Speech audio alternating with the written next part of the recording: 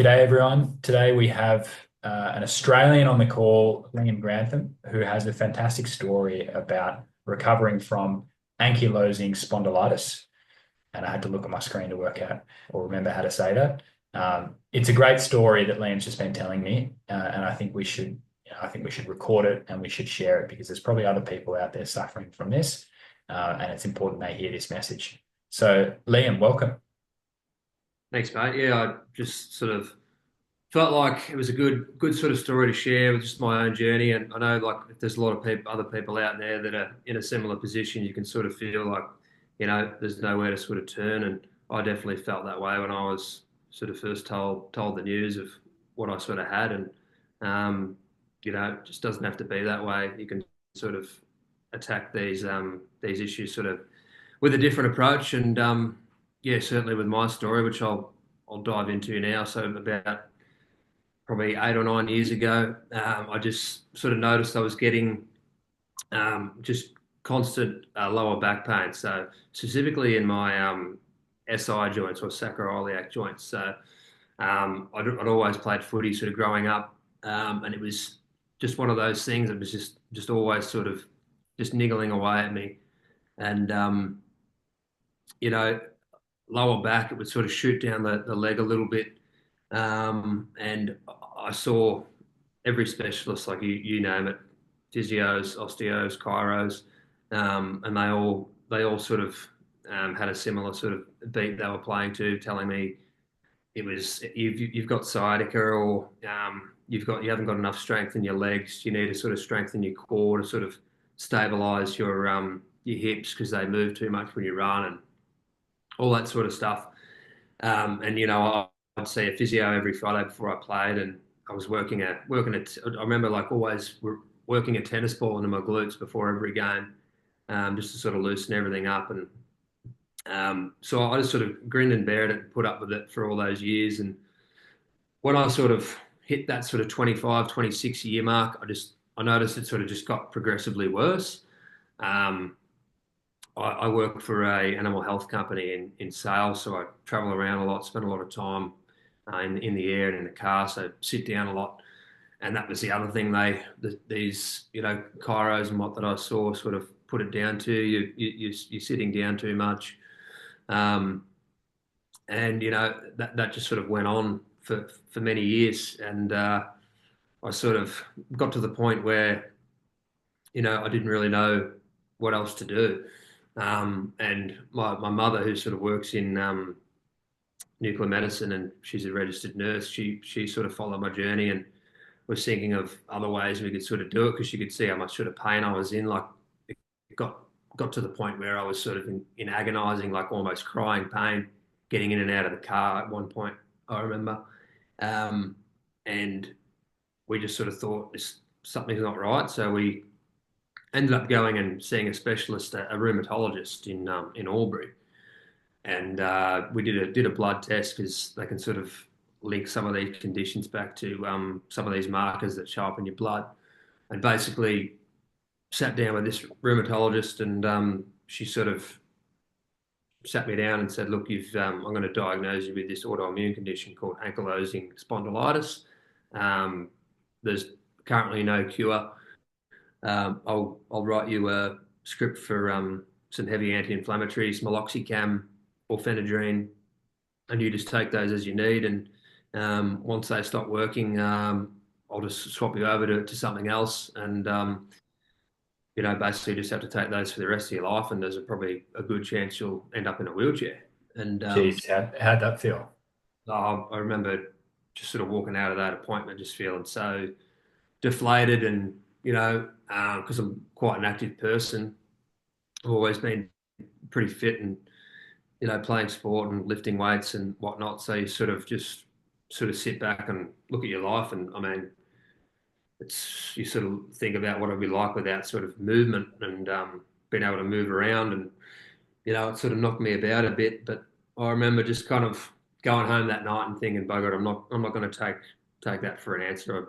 I refuse to believe like that's the case." So um, I was telling you earlier, I read scientific papers a lot for my job every day. So I sort of dived right into this condition and what specifically causes it, and tried to sort of find anything I could about it online, and ultimately sort of found that it was this specific bacteria that thrives in your gut called Klebsiella, and it sort of thrives off these, highly processed foods and gluten and white grains and sugars and whatnot. Um, and then I sort of got led to like Dr. Anthony Chafee and his podcast and what he puts out, and Sean Baker, Michaela Peterson, and those types of people, and the messages and the experiences they've had. And I just thought I'm going to give this diet a go. So I just basically went. I thought, bugger, I'm not going to half-ass it. I'm not just going to sort of dip a toe in the water. I'm going to do it properly. So I just set about that week. I just ate nothing. I went to the supermarket and just bought a heap of steaks, a heap of eggs, just cut out everything. So I just ate nothing but eggs, steak, water, salt, and black coffee. And I just did it for 6 weeks straight. Um, Nice. and I guess like it was obviously a bit of an adjustment, like just going from eating whatever you want to being being strict like that. I sort of I like eating eggs and steak anyway, so it wasn't that hard for me. Like, sort of yeah, everyone knows me. I already eat a lot of eggs, so that wasn't hard. Um, but yeah, I guess it was pretty easy for me. Like you sort of notice a difference in your bowel movements and whatnot, and like that's I know a big thing that Sean Baker sort of talks about. Like you don't go to the toilet as much because everything you're eating is ultimately being absorbed. Like those high fiber diets, majority of that nutrition just ends up in the toilet. Um, so in terms of how easy it was for me to sort of do it, like I found it quite easy. And the really interesting thing was like when I started that diet, my pain was really bad, and I sort of was out of options. I didn't. I thought I'm not going to take these drugs because they'll have their own sort of side effects, and God knows what they're going to do to my gut anyway, because they reckon apparently they sort of rip your guts apart as it is. So, but by about week 5, my pain just totally went away, and I thought I'm onto something here. So I continued to do the diet till about sort of week 7, week 8, and as I said, pain totally went away. Haven't taken an anti-inflammatory in over 2 years. Um, Joints feel amazing. I'm running, lifting weights, doing everything I was before.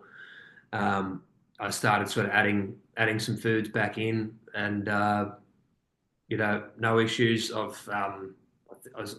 Everyone's probably different, but as long as I steer clear of gluten and those highly processed foods and sugars, like I'm good as gold. So I just try to just eat real food, just steak, eggs, bacon.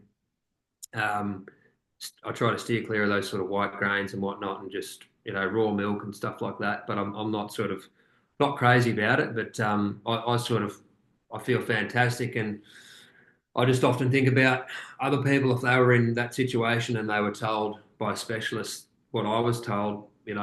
Majority of people would just go, "Oh, that's it. I'm just going to pop these pills every day for the rest of my life," and that's it. So I think it's really important to share these sort of stories, and for people that are in that situation, because you can really feel like you're on your own, and there's Yeah. hardly any information out there, on the internet if you Google it. So these types of forums like what you have, and the podcasts that are out there, like they're really crucial for those sort of people that get that news or have those conditions. Oh, thanks for sharing your story, man. Very, very impressive, and I'm glad that you didn't take the doctor's word for gospel and you went out and solved the problem yourself. What happened when you went back to see that doctor, having essentially, or did you even go back? Nah, I never. No need. No, I thought she's not going to have anything to say that I want to hear. So I did hear there was a doctor in town, here in Albury, he's follows a carnivore diet, and I had an appointment with him probably in January of this year, and because I was I just wanted to do a sort of a microbiome test and just sort of see whether there was any abnormalities. But by that stage, I'd sort of corrected everything, so everything come up clear. But you know, he didn't write me a script for anything. Obviously, we more just sat there and talked about how good Carnivore is, and the And appointment and going. this was Dr. Rob Zabo, yeah. Dr. Zabo, yes. Did So you did you know that he was carnivore going in? I did because I think my wife actually caught up with him about something else, and she actually told me. So I thought that's probably someone I'd like to actually go and see. But I don't have a GP really because you know I don't really have a need to. Like as long as I Yeah. follow this way of eating, like I've got no issues whatsoever. So Yeah, I'm the same. Yeah, for anyone listening, Dr. Rob Zabo is a doctor who works out of the Gardens Medical Clinic in Albury. Wonderful guy, and he's a regular guest in our Carnivore Challenge, and he often talks about all sorts of issues with a particular focus on diabetes, because he is a type 1 diabetic himself. Uh, yeah, yeah. Yeah, it's a great story, Liam, and I'm sure there's definitely people out there who are suffering from spondy and they've got no idea what to do. I mean, you and I were talking before about, what are these autoimmune issues that keep popping up and that keep causing issues for more and more people every year. And you've clearly shown that they're symptoms of eating the wrong thing. And for some people, they'll get a debilitating autoimmune condition like you, where their back is in excruciating pain and they can't do anything. For other people, they're still being damaged by eating this crap modern Western diet, yet they're completely unaware. So, I think, and I think you're in agreement that in some ways this has been a blessing for you to discover that the particularly nasty foods like gluten and sugar, you probably throw sea oils in there as well, should just be avoided at all costs, even for healthy people. And those people who have been through major health issues like you, who have learnt the hard way that these foods are causing major issues and need to be avoided, are going to reap the rewards long term because you're going to be somebody who doesn't eat this crap ever. And so as you get older and people sort of start to deteriorate, I think this is going to really hold you in good stead. So yeah, if you can see it as a blessing, then I think you should. yeah, and I think it's important to just sort of note too, like I think the earlier you get on top of it, the better too, because like I got many MRIs on my lower back when it was bad, and just purely due to the inflammation in my back, it was actually wearing away at the cartilage in my joints. So you do that long enough, and you wear enough of that sort of cartilage away, you can really start to have some damage on these joints. So, like, obviously now I've got no inflammation whatsoever, but you know, in if I was 40 and I, hadn't sort of got on top of it, who knows sort of where I'd be. So, um, it's good to sort of get on top of these things as quick as we can, so we have the least amount of damage. Yeah, that's a good point. There might be a few people listening who are thinking, okay, I've heard this story, going strict carnivore, there's a good chance it's going to really improve my health. Were there any downsides for you when you switched to carnivore, and how did you feel? Yeah, I guess it's obviously a shock to the system if you're just used to you know, eating whatever's in front of you and not even giving it a second thought. Um, I I sort of found, I'd sort of have dips and lows with my sort of energy at points, just in the initial phases, because you're sort of weaning yourself off that sugar and the carbs and whatnot. Because when you're eating steak, it's essentially just protein and fat. Um, and then you notice some differences in your bowel movements and whatnot.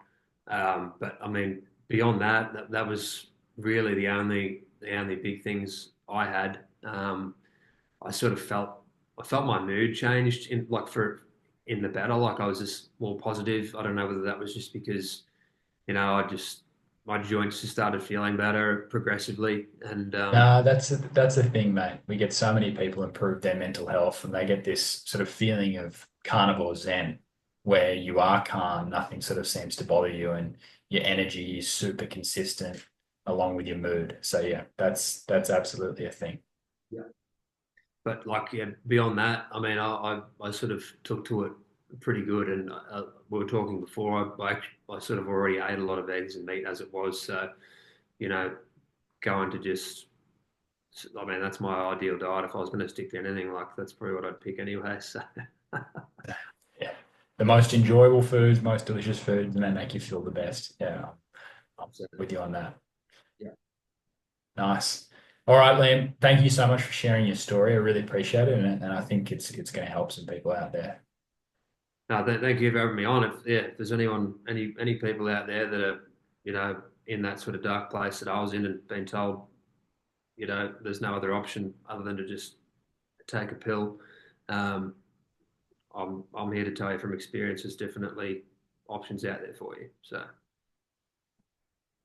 Thanks, Liam. thanks, mate.